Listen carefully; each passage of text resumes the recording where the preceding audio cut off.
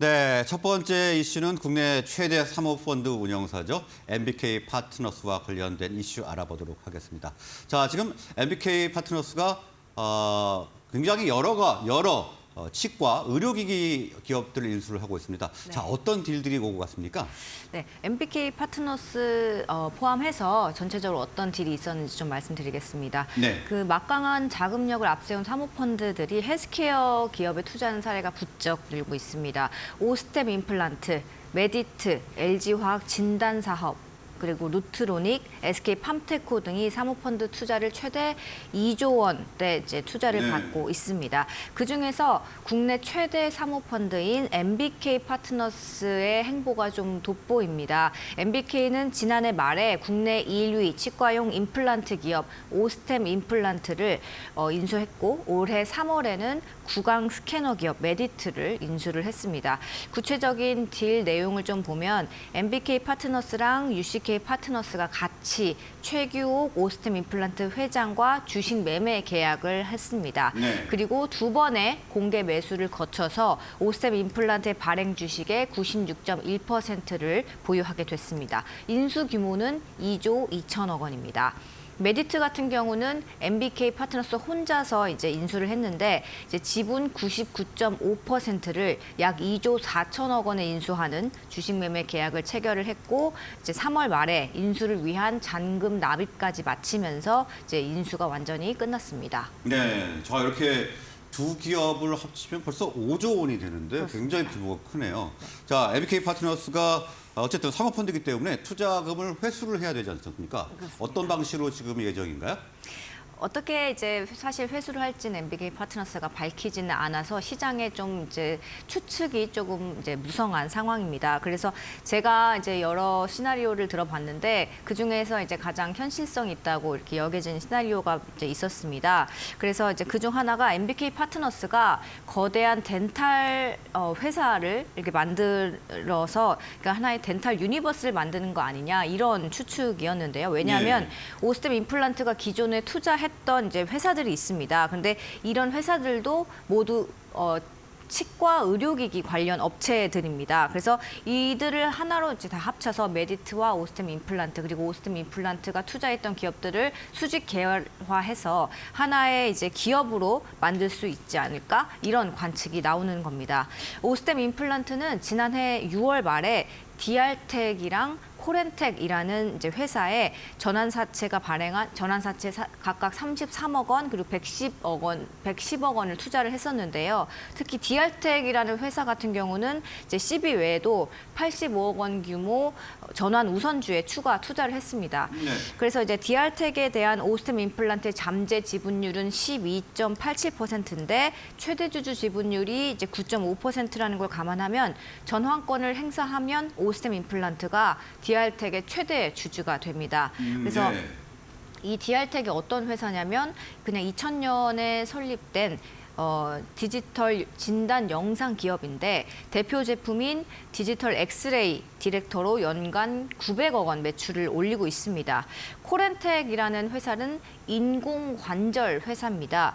그 연 매출 규모는 640억 원 정도입니다. 그래서 최근 치과가 이제 자꾸 디지털화가 돼가면서 진단이 매우 중요해지고 있거든요. 그래서 네. 디알텍의 이런 디지털 영상 진단 기술이 이제 오스템에 꼭 필요한 상황이고 또 커렌텍의 인공관절뼈 이런 것도 임플란트 그 자재에 좀 필요한 이제 것이다 보니까 서로 이렇게 연결이 됩니다. 예. 그래서 이제 실제로 오스템 임플란트에 물어봤더니 이들 기업과 계속해서 시너지를 모색하고 있다 이렇게 밝혔는데 아직 오스템 임플란트가 이들에 대한 지분을 정리를 하지 않은 상황이어서 앞으로 이제 일각에서는 이거 다 인수합병 되는 거 아닐까 이런 가능성이 제기가 됩니다.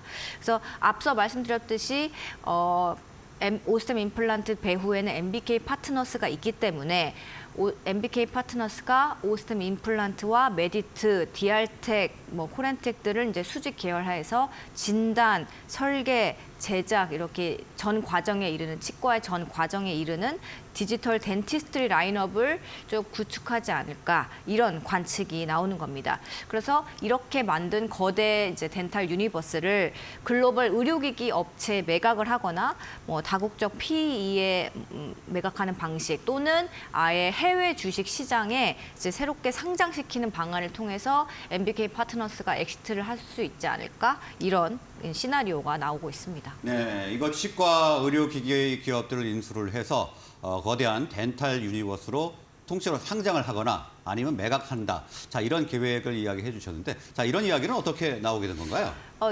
그게 왜 이제 그런 이야기가 나오게 되냐면 이제 오스템 임플란트가 상장 폐지를 하고 있기 때문입니다. 네. 보통 경영권만 이렇게 조금 사서 프리미엄 얹어서 다른 곳에 팔고 이렇게 하는데 100% 지분을 샀고 상장 폐지를 지금 시키고 있거든요. 네. 그래서 여기서부터 공개될 수도 있지 네네 여기서부터 이제 시나리오가 또 시작이 되는 건데 물론 제가 오스템 임플란트랑 MBK 측에다가 물어봤더니 정확한 얘기는 안 확답을 해주던가요? 주지는 않았습니다.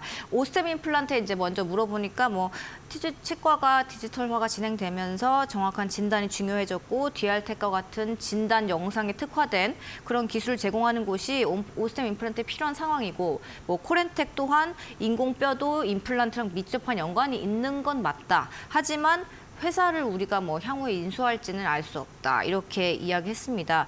그런데 그럼에도 이제 시나리오가 이렇게 계속 거론이 되는 건 국내 의료기기 업체들이 높은 성장성, 수익성을 좀 보장을 한다는 점, 그리고 오스템 임플란트를 상장 폐지시키고 있다는 점 두 가지입니다. 네. 먼저 이제 국내 업체들이 만드는 제품은 이제 해외에서도 이미 인정을 받고 있습니다. 가격은 우리 기술력이 뛰어난가 보죠. 네, 의료기기 업체들의 그 제품이 특히 그렇습니다. 가격은 저렴하면서도 품질은 글로벌 기업에 뒤지지 않고 있거든요. 그래서 글로벌 진출이 상당히 용이하다는 평가가 나오고 있습니다. 실제 오스템 임플란트 같은 경우는 지난해 국내 치과 임플란트 기업 중에서 최초로 매출액 1조 원을 달성을 했습니다. 그리고 앞으로 이제 급격한 고령화로 이제 임플란트 시장은 계속해서 성장할 것으로 이제 전망이 계속 나오고 있고요.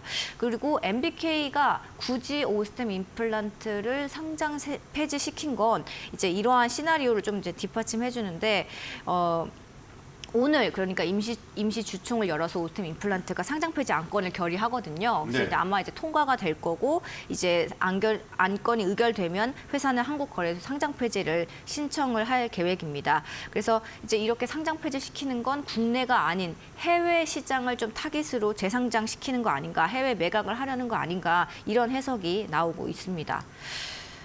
네, 일단 해외 상장이나 해외 매각을 좀 염두에 두고 있다. 이렇게 말씀을 해주셨는데 과거에 국내에서도 비슷한 사례가 있지 않았나요? 네, 맞습니다. 비슷한 사례가 있었습니다. 네. 이제 지분 이렇게 100%를 인수한 다음에 상장 폐지를 시켜서 엑시트한 그런 글로벌 사례로는 글로벌 커머스 플랫폼 이베이의 옥션과 지마켓 인수 사례가 있습니다. 예. 그래서 이베이는 2001년 2월에 영국 법인 이베이 KTA를 통해서 한국 시장에 이제 진입을 했고요. 이제 옥션 지분의 50% 가량을 처음에 1,506억 원에 인수를 했고 2003년부터는 옥션의 자녀 지분을 계속 사들여서 옥션의 99.99% 주주가 됐습니다. 그리고 2009년에 1조 6천억 원을 투자해서 지마켓 지분 99%도 사들였고요. 그래서 이 과정에서 옥션과 지마켓 모두 자진 상패를 했고, 그래서 이베이는 2016년부터 투자금 회수에 본격적으로 나섰는데 이제 대규모 그 과정에서 대규모 배당도 실시를 했고 2019년까지 이베이 코리아로부터 약 1조 원을 이제 엑시트 해갔습니다. 2017년에 배당 성향은 한 406%에 달하기도 했습니다. 엄청 높기도 했습니다. 그래서 이제 2021년에 완전히 이제 이베이가 이제 이베이 코리아를 완전히 털고 이제 매각을 해서 엑시트한 그런 사례가 있습니다. 네, 사례들은 2003년 옥션, 2009년 G마켓 그리고 이베이도 있었는데요. 자, MBK 파트너스가 어떤 방식으로 엑시트할지 한번 잘 체크를 해봐야 될 것 같습니다.